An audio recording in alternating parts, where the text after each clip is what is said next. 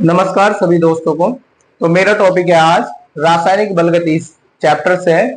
देखिए अभिक्रिया की कोटि। तो अभिक्रिया की कोटि की परिभाषा जो होती है, किसी रासायनिक अभिक्रिया में अभिक्रिया के वेग को निर्धारित करने वाले अभिकारक अणुओं की कुल संख्या को अभिक्रिया की कोटि कहते हैं। ठीक है, या आप इसका डेफिनेशन दूसरे टाइप से भी लिख सकते हैं। किसी रासायनिक अभिक्रिया में सांद्रता में हुए परिवर्तन के फलस्वरूप अभिकारक अणुओं की सक्रिय, ठीक है, द्रव्यमान की घातों के योग को अभिक्रिया की कोटि कहते हैं। जैसे कि आप देखिए, माना अभिक्रिया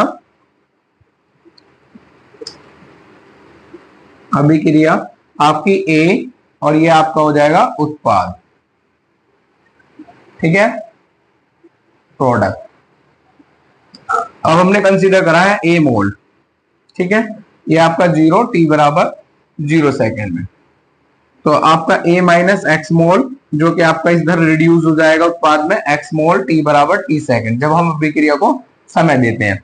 तो अब अभिक्रिया का वेग जो होगा, यानी कि अभिक्रिया का वेग, ठीक है, वो क्या होता है dx अपॉन dt, क्योंकि t और x के रेस्पेक्ट में अनुक्रमानुपाती अभिकारक पदार्थ की प्रथम घात भी ले सकते हैं, शून्य घात भी ले सकते हैं, ठीक है। तो इस टाइप से होगा। और यहाँ पर dx upon dt equal to हम लिखेंगे k a इसकी पावर 1। तो यहां पर जहां के अभिक्रिया का वेग स्थिरांक है। अब हम इसके अभिक्रिया की कोटि के जो और पार्ट्स हैं, यानी कि इसके टाइप्स हैं, उन्हें करते हैं। शून्य कोटि की अभिक्रिया।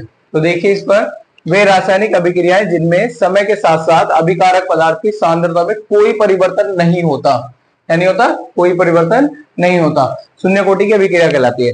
या आप दूसरी डेफिनेशन भी लिख सकते हैं, वे रासायनिक अभिक्रिया जिनमें अभिकारक पदार्थ की जो सांद्रता है उनके द्रव्यमानों के, ठीक है, शून्य घात के समानुपाती होती है, ठीक है। तो इसी टाइप से अब हम मानते हैं, माना रासायनिक अभिक्रिया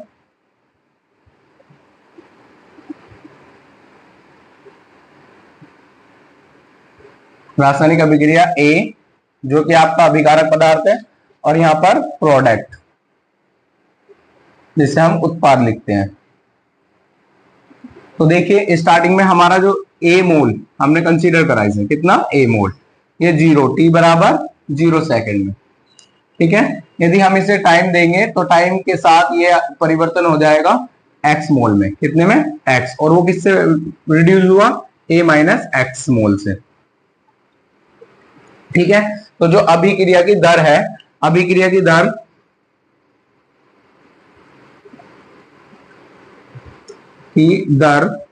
वो dx अपॉन dt समानुपाती है, ठीक है, अभिकारक पदार्थ की शून्य घात के, ठीक है। जो अभिकारक पदार्थ बचा हुआ तुम्हारा कितना है, dx upon dt equal to k, और a की वैल्यू a माइनस एक्स की पावर 0, ठीक है, जहां के शून्य कोटि की अभिक्रिया का वेग स्थिरांक है,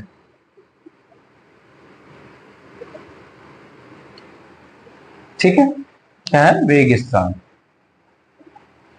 अभी हमें क्या करना है, किसी की पावर 0 की वैल्यू होती है 1, तो dx upon dt equal to आपका k इंटू 1, dt को इंटू में भेजेंगे डिवाइड से, तो dx equal to k dt।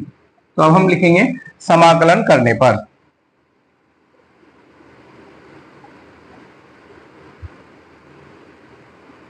समाकलन, तो समाकलन क्या होगा, dx equal to k dt, ठीक है। तो dx का जो समाकलन होगा आपका, देखिए यहां पर dx का समाकलन होगा आपका x, और k dt का समाकलन होगा आपका t, और प्लस c, जहां c समाकलन नियतांक है,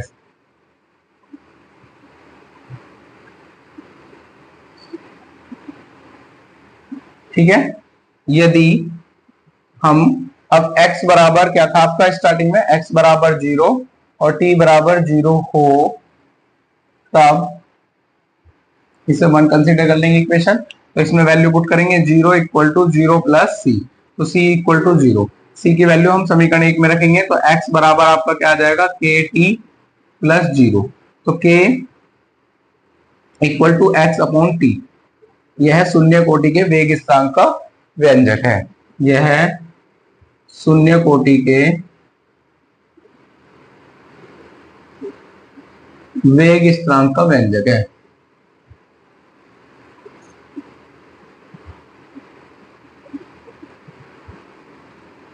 ठीक है,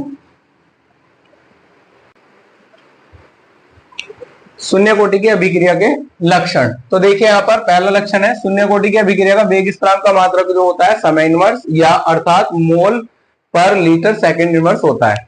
इसी टाइप से हम शून्य कोटि की अभिक्रिया के जो मतलब की ग्राफ है कि वो किस तरीके से वर्क करती है dx अपॉन dt में।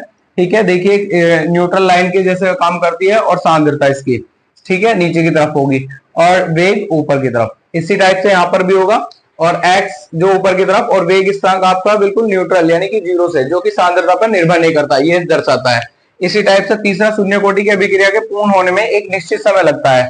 और फोर्थ, शून्य कोटि की अभिक्रिया के लिए अनुपात x अपॉन टी या a minus x upon T के मान स्थिर होते हैं, यानी कि सेम ही आएंगे हमेशा। शून्य कोटि की अभिक्रिया के उदाहरण, जैसे कि आप देख रहे हैं शून्य कोटि के उदाहरण जो है, तो अमोनिया का यानी हैबर विधि से बनाने का प्रोसेस है। लेकिन यहाँ पर अमोनिया से नाइट्रोजन और हाइड्रोजन नहीं निकलता है, क्योंकि ये, ठीक है, शून्य कोटि की अभिक्रिया का एक रूल है कि वो अभिकारक पदार्थ यानी कि अभिकारक पदार्थ की सांद्रता पर निर्भर नहीं करता,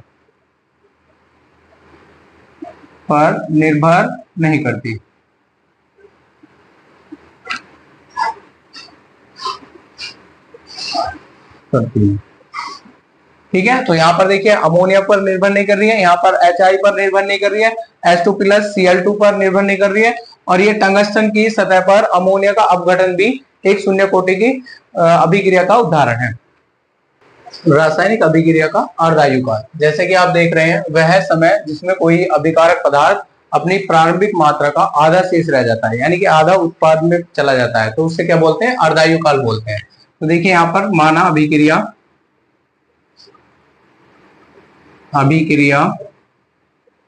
ठीक है आपका A और ये उत्पाद, ठीक है। तो यहाँ पर A मोल हमने लिया है, ठीक है, और T बराबर T0 सेकंड, यानी कि उत्पाद अभी 0 निकला। जैसे कि हम यहाँ पर T इक्वल टू T1/2 यानी कि इसका हाफ समय देते हैं, ठीक है, तो उसमें ये A/2 आपका रिड्यूस हो जाएगा, A/2 इधर रह जाएगा, ठीक है। तो अब मानेंगे, माना शून्य कोटि की वेग स्थिरांक से, शून्य कोटि के वेग स्थिरांक के व्यंजक से,